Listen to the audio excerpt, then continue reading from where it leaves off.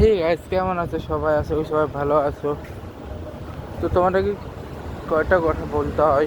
প্রথম কথা হচ্ছে যে কাল আমরা গেছিলাম যে সিঙ্গারের শোতে, সেটা হচ্ছে বিশাল বিশ্বা। এবার ওই শোতে আমার দেখা তো হয়নি, কিন্তু এমনি আমি দেখেছিলাম যে ছিল হচ্ছে জেসি Jaiswal, India finest batsman, opener batsman.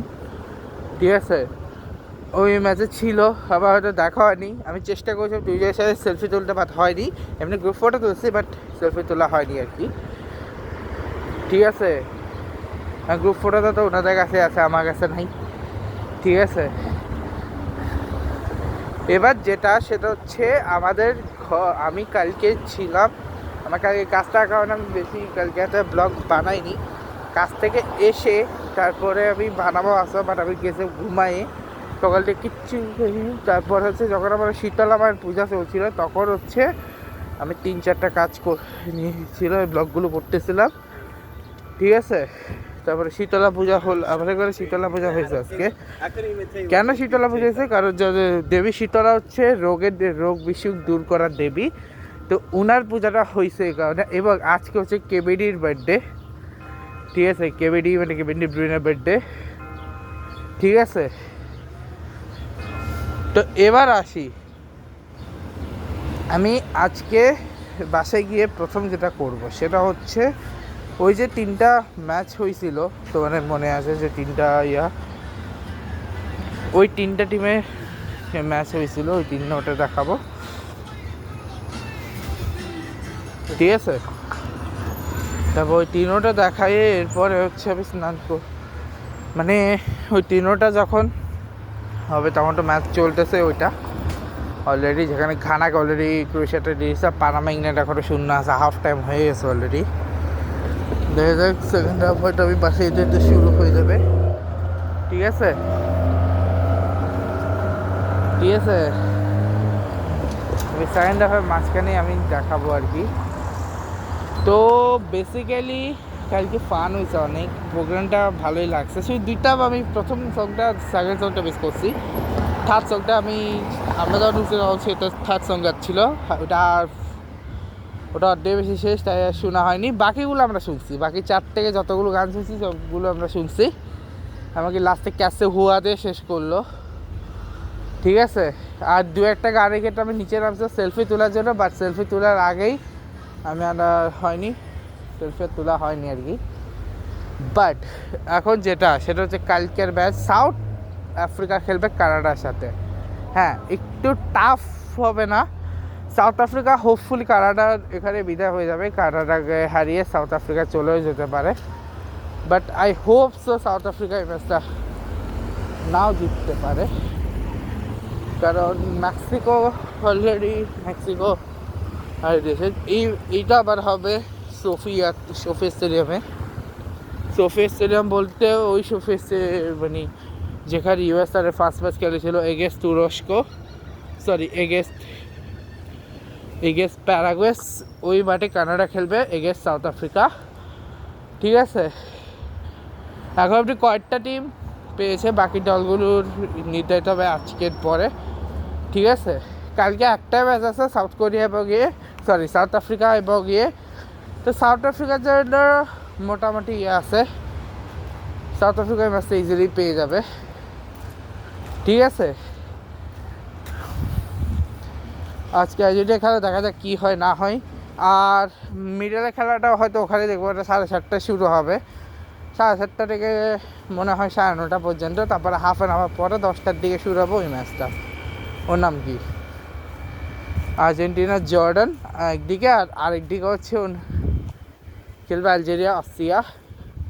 তো আলজেরিয়া অস্ট্রিয়ার ম্যাচে কি হবে? আলজেরিয়া অস্ট্রিয়ার ম্যাচে যে জিতবে সে চলে যাবে ফ্রান্স, যে সাইডটাতে ফ্রান্স জার্মানি, যে ফ্রান্স সাইডটাতে, আর যে যে হারবে সে থার্ড হয়ে রেগেস্টে ঢুকবে। এটা হচ্ছে রুলস। ঠিক আছে, এটা হচ্ছে একটা সিস্টেম। কিন্তু এরপর এটা হচ্ছে কেপ বার্থডের সাথে আর্জেন্টিনা কী করবে সেটা হচ্ছে দেখার বিষয়। আর হ্যাঁ, এটা ওরা বলে দিই, ওই আমি যে দলটার নাম বলতে ভুলে গেছি সেটা হচ্ছে পানামা। আমার চেষ্টা করছে, মনে হচ্ছে না কিছুর একটা নাম, সেটা হচ্ছে পানামা অ্যাকচুয়ালি।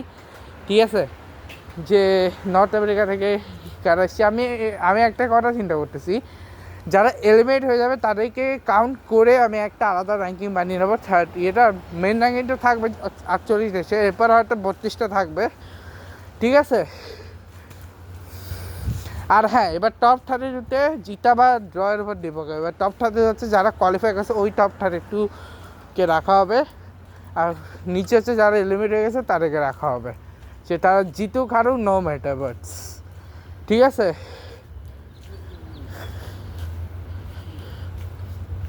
ঠিক আছে, তবে আনলাইকলি ব্রাজিল এখন অবধি আমার টপে পৌঁছাতে পারেনি, কারণ ব্রাজিল টপে ততক্ষণ ছিল যতক্ষণ পর্যন্ত না ঘানা মাস সেনেগাল ঢুকছিল। সেনেগাল ওই ম্যাচটাতে ঢুকে প্রবলেমটা করে দেয়, কারণ সেনেগাল 5-0 হারাইয়েছে ইরাককে। আর একটা সত্যি কথা বলে, আমি হাইপ চেয়েছিলাম যে হালান্ড ভার্সেস এমবাপ্পে ম্যাচটা পুরো এক পেশি হয়ে যাবে, আমি ভাবি নাই। আর এটা তো আমি বুঝতে পারলাম না, ওরা যারা যে রাউন্ডে তাদের তো আইভরি কোস্টের সাথে পড়বে মানলাম, কিন্তু ওরা কি একটা যে যায় না, যদি ব্রাজিল ব্রাজিল যে জাপানকে হারিয়ে দেয়, তাই নরওয়েকে ব্রাজিলকে ফেস করতে হবে, আর যদি তারা তাদের হারিয়ে দেয় সেমিফাইনালে আর্জেন্টিনাকে ফেস করতে হবে, ঠিক আছে। যদি আর্জেন্টিনা সেফ হয়ে যায়, কারণ কেপ ভার্দের সাথে আমি জানি না কি করবে, সবাই তো অবশ্যই ইজিলি জিতবে, কিন্তু একটু কঠিন আছে, স্পেশালি যে খেলা দেখাইছে, ঠিক আছে।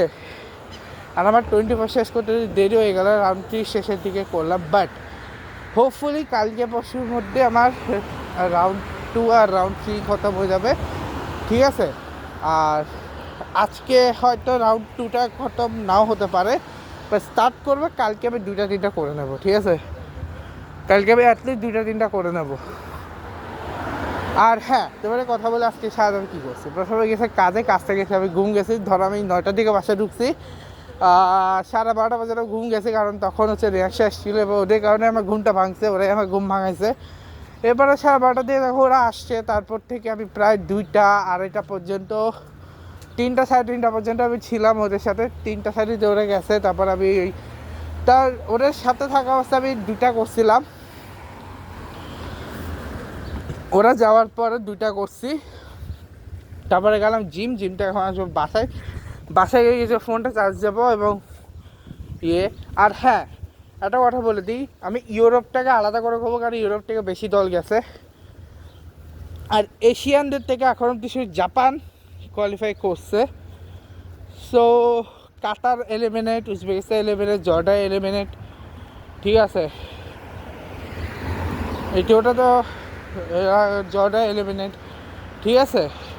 ইরানেরটা সাউথ কোরিয়া দুজন এখন অব্দি থার্ড আছে, দেখা যাক ওরা যেতে পারে কি পারে না। তো 9টা দলের মধ্যে অলরেডি 3টা দল এলিমিনেট। অস্ট্রেলিয়া কোয়ালিফাই করছে ঠিকই, বাট অস্ট্রেলিয়া হচ্ছে ডিফারেন্ট একটা জনরাতে আছে, এই কারণে, ঠিক আছে। অস্ট্রেলিয়া ডিফারেন্ট জনরা, ঠিক আছে। ওটাকে বাদ দিলে 8টা টিম অ্যাকচুয়ালি এশিয়া থেকে, এই 8টা টিম থেকে 3টা টিম এলিমিনেট, 2টো টিম থার্ডে আটকে আছে, ঠিক আছে। ইরান, সাউথ কোরিয়া, 3টা কঙ্কর আউট। জাপান কোয়ালিফাই হয়ে গেছে, 3টা বলতে উজবেকিস্তান আউট, জর্ডান আউট, কাতার আউট, ঠিক আছে, 3টাই আউট। ইরান আর ইয়েরটা ঝুলে আছে, ইরাকও আউট, 4টা দল আউট, 2টো দলে ঝুলে আছে, সাউথ কোরিয়া ইরানের। আর অলরেডি কোয়ালিফাই করে গেছে, জাপান অলরেডি কোয়ালিফাই করে গেছে, শুধু বাকি রয়েছে একজন, বাকি আরেকটা কে,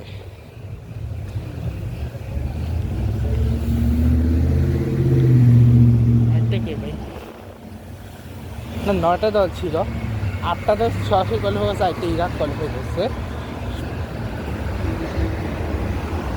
এখন মনে পড়ছে না হবে কোনো একটা দল, ওরা আছে নাকি এলিমিনেশন যায় না,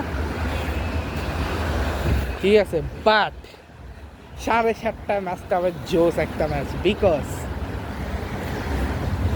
এই ম্যাচের উপর ডিপেন্ড করবে আর্জেন্টিনা আর কলম্বিয়া কোয়ার্টার ফাইনাল হবে আর্জেন্টিনা পর্তুগাল কোয়ার্টার ফাইনাল হবে, আর আর্জেন্টিনা কলম্বিয়া কোয়ার্টার ফাইনাল হবে। যদি পর্তুগাল জিতে তাহলে আর্জেন্টিনা পর্তুগাল কোয়ার্টার ফাইনাল হবে, যদি কলম্বিয়া জিতে তাহলে আর্জেন্টিনা কলম্বিয়া কোয়ার্টার ফাইনাল হবে। আমি একটা জিনিস চাই, সেটা হচ্ছে ব্রাজিলের সবাইকে হারিয়ে আসুক, আর্জেন্টিনা সবাইকে হারুক, এবং আমার ড্রিম সেমিফাইনাল বা ফাইনাল করে একটা হলে আমি খুশি হয়ে যাব। ঠিক আছে, ড্রিম সেমিফাইনাল হচ্ছে আমিরা যেটা, কারণ দুইজনে একই পাতে আছে, তো ইজিলি সেমিফাইনালে মুখোমুখি হওয়ার চান্স আছে। এখন সেমিফাইনালে যদি আসে তখন হচ্ছে আসল মজাটা হবে যে কে জিতে।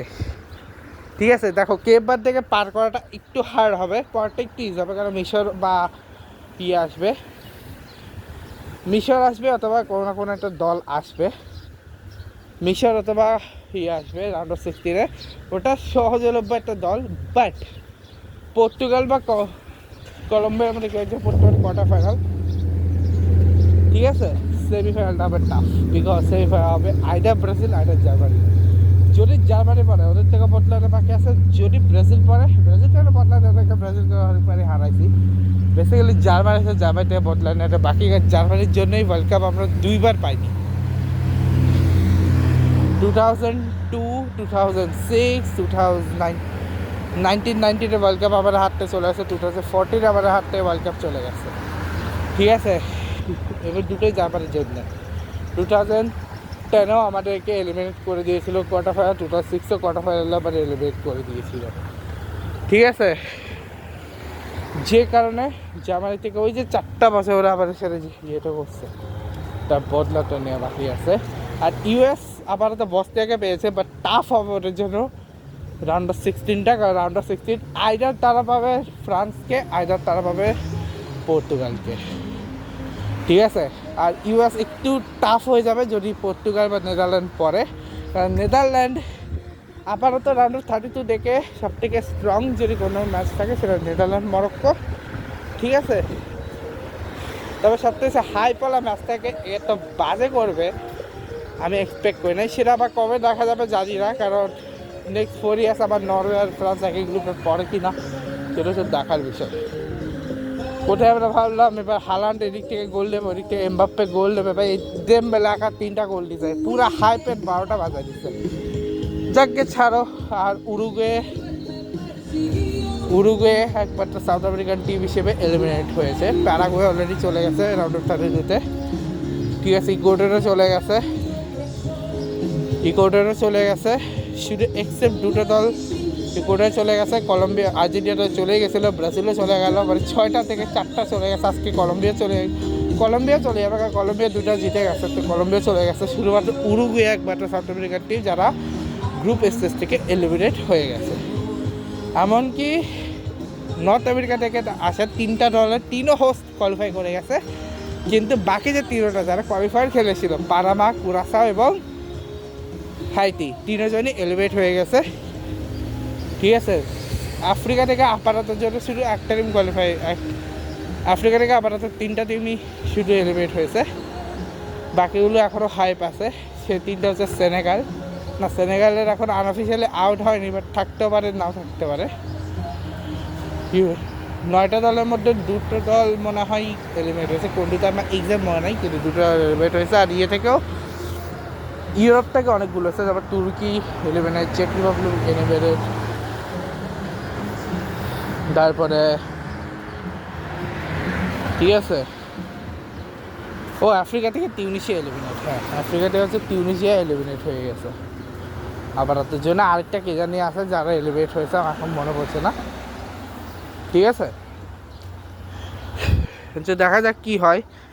ডিআর কঙ্গো যদিও নেক্সট একটা ম্যাচ হারছে, একটা ম্যাচ ড্র করছে, লাস্ট ম্যাচে যদি এখন ইরানের একটা সিচুয়েশন হচ্ছে, ইরান ততক্ষণ টিকে আছে যতক্ষণ উজবেকিস্তান যদি আজকে ম্যাচ জিতে, যেটা এক প্রকার ইম্পসিবল। ঠিক আছে, 3টা সিচুয়েশনে হতে পারে, একটা হচ্ছে ঘানা হারতে হবে ক্রোয়েশিয়ার কাছে, যেটা অলরেডি মনে হয় হয়ে যেতে পারে, 1-0 এগিয়ে আছে ক্রোয়েশিয়া।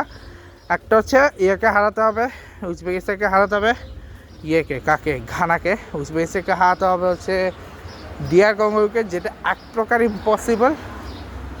আর কলম্বিয়ার এগেনস্টে পর্তুগালের ড্র করতে হবে। সরি, আর্জেন্টিনার জর্ডানকে হারাতে হবে এবং অস্ট্রিয়ার আলজেরিয়াকে হারাতে হবে, অথবা আলজেরিয়া অস্ট্রিয়াকে হারাতে হবে। ওই ম্যাচটা ড্র হওয়া চলবে না, এটা হচ্ছে রুলস। এবং এই একটা মাত্র ওয়েতে ইরান কোয়ালিফাই করতে পারে। ইরান কিন্তু ওই গোলটা যদি পেয়ে যেত, আমি সিরিয়াস বলছি, লাস্টে গোলটা পেয়ে গেলে না ইরান কোয়ালিফাই হয়ে যেত, মিশরে ঝুলে থাকতো। মিশর কোয়ালিফাই হওয়ার পিছনে ইরান মিশর দুজনে কোয়ালিফাই হয়ে যেত। কেন বলো তো?